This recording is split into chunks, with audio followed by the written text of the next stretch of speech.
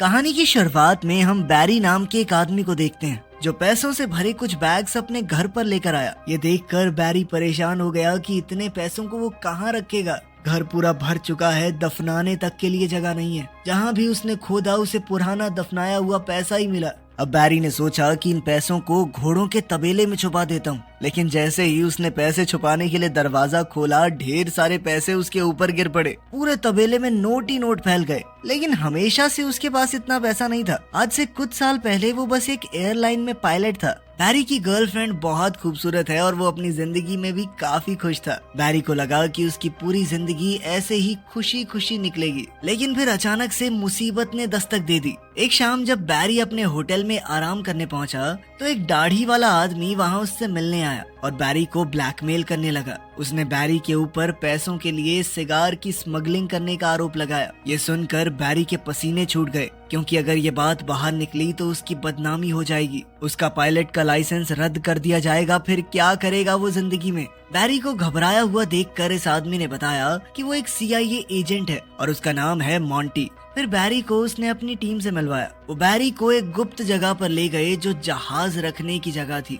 वहाँ उस वक्त का सबसे तेज प्लेन देखकर बैरी की आंखें चमक उठी। इस प्लेन में 2 बहुत ही ताकतवर इंजन थे। बैरी उस प्लेन को बड़े चाव से देखने लगा। मॉन्टी ये देखकर बहुत खुश हुआ और उसने बैरी को उसका मिशन बताया। बैरी को ये प्लेन सेंट्रल अमेरिका के दुश्मन देशों के ऊपर उड़ाना होगा। उसे प्लेन जमीन के पास थोड़ा नीचे उड़ाना है ताकि खुफिया तस्वीरें ली जा सकें। लेकिन ये खुफिया मिशन है, इसकी जानकारी बैरी किसी को नहीं दे सकता, अपनी गर्लफ्रेंड लूसी को भी नहीं। लेकिन बैरी को इस वक्त किसी भी चीज की परवाह नहीं थी। वो बस अपने सपनों के जहाज को उड़ाने के लिए उतावला था। मॉन्टी ने दरवाजे खोले ताकि बैरी जहाज की टेस्ट ड्राइव ले सके।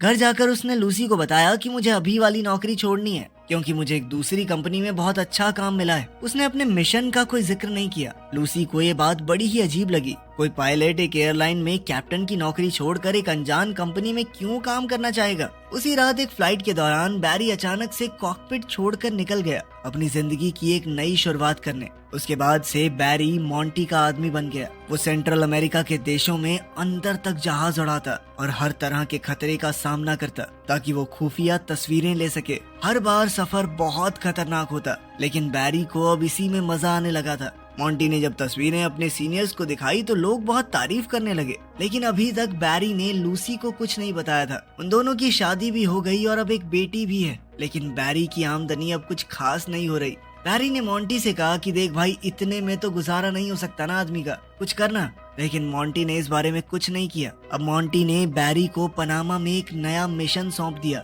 बैरी को ऐसे मिशन की आदत हो चुकी है। उसने बड़े आराम से ये काम पूरा कर लिया। देखते ही देखते 1980 शुरू हो गया। बैरी कोलंबिया में जहाज का फ्यूल भरने रुका तो अचानक उसे ढूंढते हुए 3 आदमी वहां पहुंचे। ये गुंडे खुलेआम बंदूक लिए घूम रहे थे। उन्होंने धमका कर बैरी को गाड़ी में बिठाया। बैरी के पास कोई चारा तो था नहीं, इसीलिए वो चुपचाप उनके साथ उनके बेस पर चला गया। वहाँ उन्हें इनका लीडर पाब्लो एस्कोबार मिला। पाब्लो बैरी की असली पहचान जानता है और ये भी कि वो सेंट्रल अमेरिका के देशों की खुफिया तस्वीरें लेता है। ये सुनकर बैरी घबरा गया और सफाई देने लगा कि वो सिर्फ एक आम कंपनी के लिए काम करता है, ना कि CIA के लिए। पाब्लो पूरा सच जानता ही था तो वो हंसने लगा। पाब्लो ने बैरी से कहा कि मैं तुम्हें कोई नुकसान नहीं पहुंचाना चाहता, बस थोड़ी सी स्मगलिंग करनी पड़ेगी मेरे लिए। उड़ते हुए जाओगे, मेरा थोड़ा सामान वहां ले जाना। इसके बाद पाब्लो बैरी को अपने फार्म पर ले गया, ये समझाते हुए कि माल की स्मगलिंग कितनी मुश्किल है। इसी काम के लिए उसे बैरी की मदद चाहिए थी। हर डिलीवरी के पूरे होने पर वो बैरी को 1 किलो का $2000 देगा। बैरी ये सुनकर बहुत ज्यादा खुश हो गया। इस सब में तो फोटो खींचने से भी ज्यादा पैसे मिलेंगे। लेकिन जब उसने पूरे सिस्टम को समझा तो बैरी को समझ आया कि कमी कहाँ पर है। जो रनवे पाब्लो ने बनाया था वो बहुत ज्यादा छोटा है और बहुत से पायलट पहले भी टेक ऑफ करते हुए मर चुके हैं। बैरी ने कहा कि ये रनवे थोड़ा लंबा कर लो ना, पैसे की कमी है तुम्हारे पास। लेकिन पाब्लो ने कहा कि अगर काम करना है तो करो, नहीं तो निकलो यहाँ से, सुझाव देने की जरूरत नहीं है। ये सुनकर तो बैरी की ईगो हर्ट हो गई। उसने फैसला लिया कि अब तो मैं इतने ही रनवे में उड़ा के दिखाऊंगा प्लेन। उसने कहा कि ये डिलीवरी तुम्हारे हिसाब से नहीं होगी, मैं बताऊंगा कि सामान कैसे डिलीवर होगा। उसने पाब्लो को एक जगह बताई कि वहाँ खुले मैदान है, मैं प्लेन को बिल्कुल नीचे ले जाकर सामान गिरा दूंगा, वहाँ तुम अपने आदमी भेजकर सामान उठवा लेना। पाब्लो मान गया और सारा सामान लोड करवाया। जैसे ही जाने की तैयारी पूरी हुई, बैरी ने देखा कि प्लेन के अंदर पाब्लो का एक आदमी पायलट की जगह पर बैठा है। लेकिन बैरी ने समझाया कि इस प्लेन में पहले ही काफी सामान है, इससे ज्यादा भार नहीं उठा सकता प्लेन, ठीक है, इसे नीचे उतरना होगा। पाब्लो ने उस आदमी को उतार लिया और फिर बैरी निकलने लगा। पाब्लो ने गुड लक के तौर पर बैरी को एक क्रॉस तोहफे में दिया। बैरी ने उड़ान भरी, इस बात से अनजान कि पाब्लो और उसके आदमी उसकी जान पर सट्टा लगा रहे थे कि वो प्लेन को यहाँ से उड़ा भी पाएगा या नहीं। बैरी ने पूरी समझदारी से टेक ऑफ किया, लेकिन सामान भारी होने की वजह से प्लेन एक बार को तो नीचे आ गया था, लेकिन फिर वो दोबारा से उड़ाते हुए पेड़ों के बीच से उसे ले गया। लेकिन फिर वो जैसे ही यूएसए की एयर स्पेस में पहुंचा, वो मिलिट्री के रेडार में आ गया। इस बात से अनजान बैरी जल्दी ही उस पॉइंट की तरफ बढ़ने लगा जहां उसे सामान छोड़ना है। बैरी ने ऑटो पायलट दबाया, नीचे का हैच खोला और सामान नीचे गिरा दिया। इसी के साथ बैरी की डिलीवरी पूरी हो गई थी। अगली बार जब बैरी कोलंबिया आया तो पाब्लो और उसके भाइयों ने उसके लिए वेलकम पार्टी रखी और बैरी को उसका कमाया पैसों से भरा बैग दिया। लेकिन इससे पहले बैरी अपनी खुशी मना पाता, कुछ फौजी वहाँ पर आ गए और पाब्लो के बंगले को घेर लिया।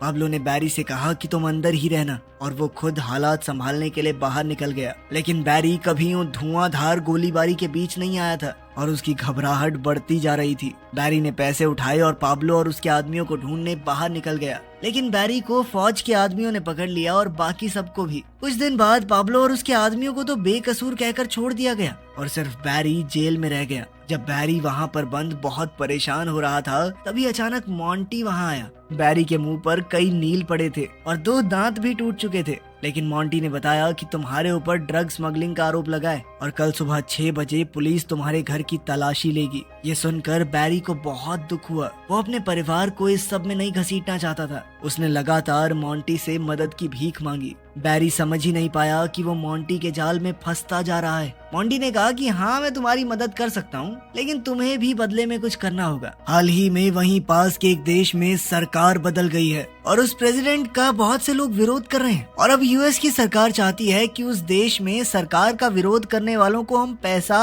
और हथियार भेजें, लेकिन किसी को पता न चले कि हमने भेजे हैं। अमेरिका का नाम नहीं आना चाहिए कहीं पर। और इस काम को करने का जिम्मा मॉन्टी के ऊपर ही आया था। और अब तो मॉन्टी के पास एक काबिल पायलट भी है। मॉन्टी बैरी का क्रिमिनल रिकॉर्ड तो नहीं मिटा सकता, लेकिन उसने बैरी को सलाह दी कि तुम्हें घर बदलना होगा। एक छोटा सा शहर है मीना, वहाँ पर मिलना मुझसे। बैरी के पास कोई रास्ता तो था नहीं, इसीलिए उसने घर पहुंचकर लूसी और अपनी बेटी को उठाया और कहा कि जल्दी से बैग पैक करो, हम जल्द ही यहाँ से निकलेंगे। बैरी की इस हरकत से लूसी को शक हुआ। लूसी ने बार बार पूछा कि हो क्या रहा है ये सब, लेकिन बैरी कुछ भी समझाने की हालत में नहीं था। उसने लूसी से कहा कि मुझ पर भरोसा रखो। सुबह होते ही पूरा परिवार सारा सामान बांधकर उस जगह से निकल गया।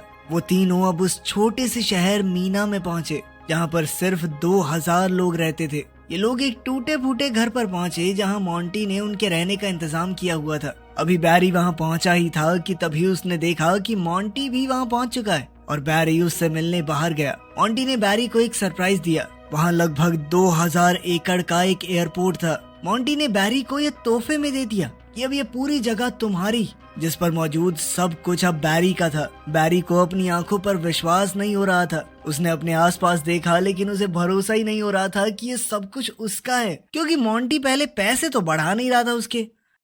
मॉन्टी ने एक लकड़ी का क्रेट खोला जिसके अंदर AK-47 भरी पड़ी थी और बैरी का काम है इन हथियारों को उस देश तक पहुंचाना। मॉन्टी ने बैरी को एक मैप दिया जिससे वहां जाना आसान रहेगा। उसमें ये भी बताया गया था कि कहां कहां फौजी तैनात हैं। इस मैप की मदद से बैरी सबको चकमा दे सकता है। सिर्फ यही नहीं, मॉन्टी ने बैरी को पैसों का एक बैग भी दिया जो पाब्लो के घर से मिलिट्री ने बरामद किया था। अब बैरी के पास मॉन्टी को मना करने की कोई वजह नहीं थी। बैरी जानता था कि अब तो लूसी को सब कुछ बताने का वक्त आ गया है। लूसी बहुत गुस्से में थी क्योंकि वो उसे एक अच्छे शहर से 2000 लोगों के बीच गांव में ले आया है। यहाँ पर उसके घर में कुछ भी नहीं था, ना टीवी ना वॉशिंग मशीन। कैसे पालेगी वो अपनी बच्ची को? लेकिन फिर बैरी ने उसे सच बताते हुए पैसों से भरा बैग थमा दिया। उसने कहा कि इससे आ जाएगी वॉशिंग मशीन। उसने इधर उधर नोट फेंक कर बताया कि इन पैसों से हम कुछ भी खरीद सकते हैं, जिसके बाद लूसी एकदम शांत हो गई। अब साल 1981 में बैरी ने हथियारों का ट्रांसपोर्ट करना शुरू किया। हथियारों से भरा बैग लेकर अब बैरी निकारागुआ देश पहुंचा। बैरी को लगा कि ये लोग उसका स्वागत करेंगे, लेकिन वहाँ पहुंचकर पता चला कि इन लोगों को हथियारों में कोई दिलचस्पी नहीं है, बल्कि उन्होंने बैरी के चश्मे और जूते छीन लिए, जिससे बैरी को गुस्सा आ गया। उसने तुरंत मोंटी को फोन किया और किस्सा समझाया, लेकिन मोंटी ने कुछ खास जवाब नहीं दिया। उसने कहा कि बैरी का काम हथियार सही वक्त पर सही जगह पहुंचाना है, उन लोगों को नहीं चलाने ना चलाएं। लाचार होकर वो दोबारा से उस देश में गया डिलीवरी करने, लेकिन इस बार वो अपने बचाव के लिए बेसबॉल बैट साथ लेके गया था कि आगे बढ़े ना माथा फोड़ दूंगा मैं, चुपचाप बंदूकें लो और निकलो यहाँ से। इस बार उसने इन विरोधियों को कुछ तोहफे भी दिए। हैरानी तो उसे तब हुई जब पाब्लो और उसके 2 भाई भी उस जगह आ गए, पर वो यहाँ लड़ने नहीं आए थे, बल्कि उन्होंने बताया कि ये विरोधियों का ढोंग हमने ही रचा है ताकि अमेरिका की मदद ले सकें। अब पाब्लो ने दोबारा बैरी को पिछली बार की तरह स्मगलिंग करने के लिए कहा ताकि अवैध सामान की डिलीवरी यूएसए में की जा सके, क्योंकि बैरी के पास अब जबरदस्त मैप है जो उसने मोंटी ने दिया था। उसने ये करने से मना नहीं किया क्योंकि मैप के जरिए पकड़े जाने की संभावना बहुत कम थी।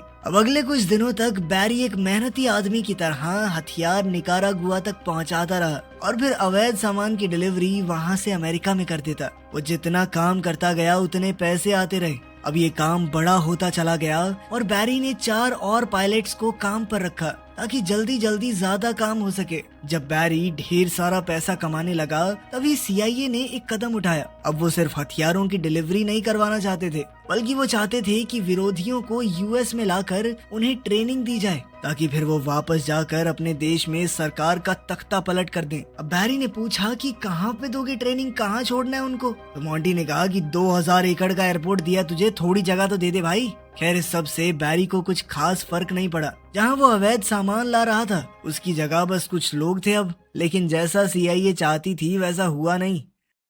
अपने देश में गरीबी और भूखमरी से परेशान ये विरोधी जैसे ही यूएसए की जमीन पर पहुंचे वो वहां से भाग जाते थे कि हमें वापस नहीं आना, लेकिन बैरी को इस सब से कोई फर्क नहीं पड़ता था। लेकिन फिर जल्द ही उसके सामने एक बड़ी परेशानी आई। बैरी के पास बहुत सारा पैसा था, पर अब वो सारा पैसा बैंक में तो जमा कर नहीं सकता, लोग पूछेंगे कहाँ से आया पैसा। इसीलिए उसने बहुत कम हिस्सा बैंक में जमा किया और बाकी पैसे आराम की जिंदगी जीने के लिए इस्तेमाल करने लगा। उसने पूरे शहर को पूरे साल की बेसबॉल की टिकट्स तोहफे में दे दी। उसने लूसी के लिए एक नई कार खरीदी और पूरे घर को रेनोवेट कर दिया, लेकिन वो जितना खर्चा करता उससे 2 गुना पैसा उसके पास आ रहा था। अब बैरी ने अपना पैसा छुपाने के लिए बहुत सी कंपनियां शुरू कर दी और शहर के लोगों को बिना मतलब के नौकरियों पर लगा दिया। उसके घर के हर एक कोने में पैसा छुपा कर रखा हुआ था, यहाँ तक कि थोड़ा पैसा घर के पीछे दफना दिया। बैरी बहुत ही बढ़िया जिंदगी जी रहा था, लेकिन फिर एक दिन लूसी का नालायक भाई उनसे मिलने आया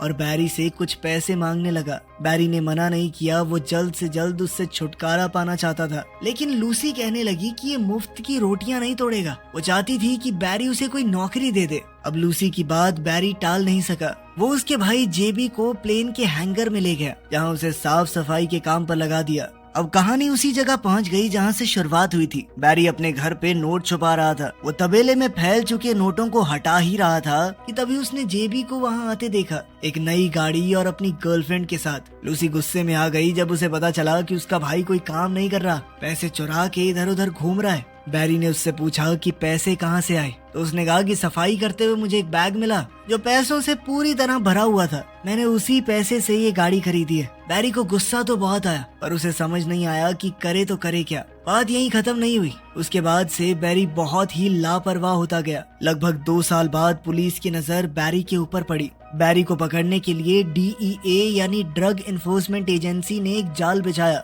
लेकिन बैरी जहाजों के बारे में सब कुछ जानता था। उसे पता था कि DEA के जहाज तेज तो हैं, लेकिन उनकी रेंज ज्यादा नहीं होती। बैरी पूरी रात समुद्र के ऊपर गोल गोल घूमता रहा और जल्द ही पुलिस के प्लेन्स का फ्यूल खत्म हो गया और उन्हें वापस मुड़ना पड़ा। लेकिन बैरी के ऊपर अब सिर्फ DEA ही नहीं, FBI की भी नजर थी। जिस हिसाब से बैरी के पास पैसा आ रहा था वो उनकी नजर में आ गया था। जल्द ही FBI के कुछ लोग मीना पहुंचे जांच करने। FBI के एक एजेंट ने देखा कि वहाँ पर बैंक ही बैंक खुले हुए हैं और एक से बढ़कर एक महंगी गाड़ियाँ सड़कों पर चल रही हैं। वो समझ ही नहीं पा रहे थे कि आखिर इस शहर के लोगों के पास इतना पैसा आ कहाँ से रहा है। एक और मिशन के दौरान बैरी अब बॉर्डर पेट्रोल की नजर में भी आ गया था। और जिस तरह डीईए को बैरी ने चकमा दिया था, उस बात को ध्यान में रखते हुए बॉर्डर पेट्रोल वालों ने बैरी के प्लेन जैसे ही 2 और प्लेन भेजे ताकि इस बार किसी भी हालत में बैरी पकड़ा जाए। बैरी ये देखकर गुस्से में नीचे की तरफ बढ़ने लगा और हाईवे के ऊपर ही प्लेन लैंड करने लगा। लैंड होते ही जब बैरी प्लेन से उतरा, उसने सड़क पर मौजूद बच्चों की तरफ थोड़े पैसे फेंके, उनकी साइकिल ली और वहाँ से गायब हो गया। अभी बैरी ने सांस भी नहीं ली थी कि तभी पाब्लो का फोन आ गया। डीईए पाब्लो के पीछे भी पड़ी थी, इसीलिए अब वो कोलंबिया में नहीं रह सकता। वो अब वहाँ से भागकर निकारागुआ आ गया था, जिसके बाद बैरी भी वहाँ के लिए निकल गया। जैसे ही बैरी गया, जेबी ने एक पैसों से भरा बैग उठाया और अपनी नई गाड़ी लेकर मौज मस्ती करने के लिए निकल गया। उसके हाथ में पैसों से भरा सूटकेस था और वो एक रेस्टोरेंट में घुस गया, लेकिन वहाँ देखा कि पुलिस वाले खाना खा रहे हैं। डर कर जेबी अचानक भागा, लेकिन पुलिस वालों ने उसका पीछा करके उसे पकड़ लिया।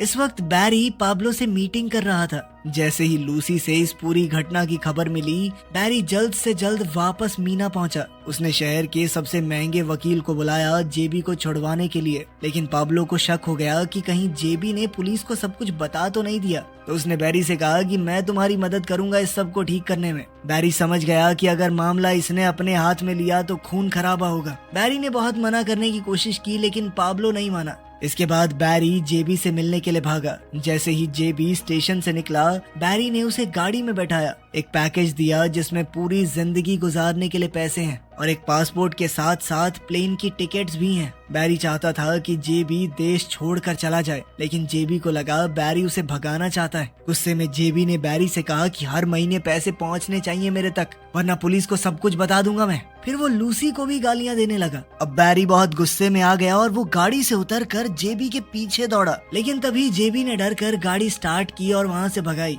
बैरी उसके पीछे पीछे भाग ही रहा था कि रुक साले, मैं बताता हूँ तुझे। लेकिन थोड़ी दूर जाते ही गाड़ी में जबरदस्त धमाका हुआ, जिसमें जेबी मारा गया और पैसे इधर उधर उड़ने लगे। बैरी एक बार के लिए तो भौचक्का रह गया, पर अंदर ही अंदर वो समझ गया था कि ये पाब्लो का काम है। बैरी ने अपनी गाड़ी से जेबी की गाड़ी को खींचना शुरू किया और उसे जंगल में छोड़ दिया। वहीं सीआईए को पता चल गया कि जो हथियार निकारागुआ भेजे गए हैं वो ड्रग ट्रैफिकिंग करने वालों के हाथ लग गए हैं। निकारागुआ से लाए गए विरोधी जिन्हें ट्रेनिंग दी गई थी, उनमें से बहुत कम लोग ट्रेनिंग पूरी करके वापस लड़ने गए। अब सीआईए वालों को समझ आया कि इनको बुलाकर ट्रेनिंग देना बहुत बड़ी बेवकूफी थी और मॉन्टी से ये सारा मिशन कैंसिल करने के लिए कहा।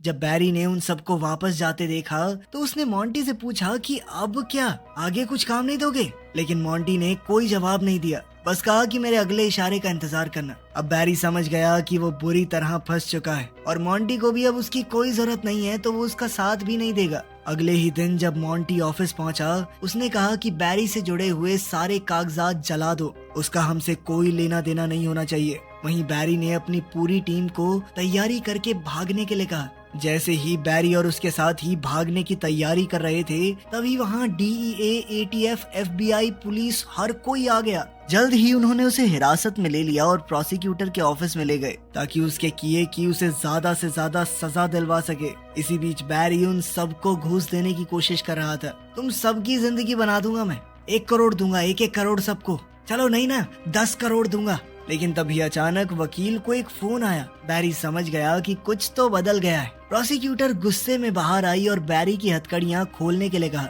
और उस एक फोन ने बैरी को आजाद कर दिया। जैसे ही वो बाहर निकला, सूट में 2 आदमी उसे गाड़ी में बैठाकर ले गए। बैरी को लगा कि ये मॉन्टी के आदमी है, लेकिन उसे वहाँ से डायरेक्ट एयरपोर्ट ले जाया गया और वहाँ से सीधा बैरी पहुँचा व्हाइट हाउस में। अब बैरी को प्रेसिडेंट से मिलना था तो वो काफी घबराया हुआ था। वो समझ नहीं पा रहा था कि उसे यहाँ क्यों लाया गया है। सीआईए के डायरेक्टर और आर्मी कर्नल ने ये फैसला लिया कि बैरी एक आखिरी बार पाब्लो से डील करेगा ताकि इस मौके का फायदा उठाकर पाब्लो की खुफिया तस्वीरें ली जा सकें। ये ऐसे सबूत होंगे जिन्हें झुकलाया नहीं जा सकेगा। बैरी ये काम करने को तैयार तो हो गया, लेकिन वो बहुत घबरा रहा था। अगर पाब्लो एस्कोबार को भनक तक लग गई कि बैरी उसे फंसाना चाहता है तो वो उसके चीथड़े उड़ा देगा। अपने परिवार से अलविदा कहकर बैरी और उसके असिस्टेंट ने एक सफर शुरू किया। वो एक तूफान से गुजरते हुए निकारागुआ पहुंचे। जैसे ही प्लेन का दरवाजा खोला, फौजी बंदूकें लेकर तैनात हो गए। बैरी घबरा गया, समझाने लगा कि ये सिर्फ एक तोहफा है, तभी पाब्लो वहाँ पहुँचा। उसने अपने फौजियों से कहा कि इसे मार दो। बैरी बहुत ज्यादा डर गया, पर तभी पाब्लो हंसने लगा और अपने फौजियों को पीछे हटने को कहा। पाब्लो का मजाक करने का अलग ही तरीका था। अब बैरी ने थोड़ा शांत होकर पाब्लो और उसके साथियों को सारे हथियार दिए। बैरी के साथी ने चुपके से खुफिया कैमरा चालू किया, जिससे पाब्लो और उसके साथियों के चेहरे साफ रिकॉर्ड हो गए। अब पुलिस के पास उनके खिलाफ ठोस सबूत आ गए थे। डायरेक्टर ने खुश होकर सबके लिए पार्टी रखी। बैरी ने अपना एक खतरनाक मिशन पूरा कर दिया था, लेकिन फिर एक दिन सरकार ने अपना वादा तोड़कर टीवी पर उसके चेहरे वाली फोटोज साफ साफ दिखा दी। दिखाना तो वो पाब्लो को चाहते थे, लेकिन पाब्लो के पास क्या टीवी नहीं था। अब उसे भी पता चल गया था कि बैरी ने उसे धोखा दिया है। उसने जल्द ही अपने कुछ गुंडों को भेजा बदला लेने के लिए। लेकिन बात यहीं खत्म नहीं हुई। सरकार पूरी तरह पलट गई। उन्होंने बैरी पर स्मगलिंग के आरोप लगाए, इसलिए एफबीआई ने उसका सारा पैसा, सारी प्रॉपर्टी जब्त कर ली। उसका सब कुछ जब्त होने से एक रात पहले बैरी ने किसी तरह अपनी पत्नी लूसी को सारी ज्वेलरी पहनाकर वहां से भाग जाने को कहा, क्योंकि जो चीज उन्होंने पहनी होगी वो कोई जब्त नहीं कर पाएगा। लूसी अपने पति को छोड़कर जाना तो नहीं चाहती थी, पर वो समझ चुकी थी कि अब कोई चारा नहीं, अपने बच्चों के लिए उसे ये सब करना ही होगा। अगले दिन एफबीआई ने बैरी का पूरा घर उलट पुलट दिया। बैरी समझ गया था कि अब उसके हाथ में कुछ नहीं रहा, ना उसका परिवार और ना ही पैसे। धीरे धीरे मामला शांत होने लगा और बैरी की सजा भी बहुत कम कर दी गई। वो जानता था कि पाब्लो उसे आसानी से छोड़ने वाला तो है नहीं। वो हर रात होटल का कमरा बदलता रहता। इस तरह डर डर के वो कुछ साल जिंदा रहा, लेकिन फिर एक दिन एक गुंडे ने उसे गाड़ी में ही गोली मार दी।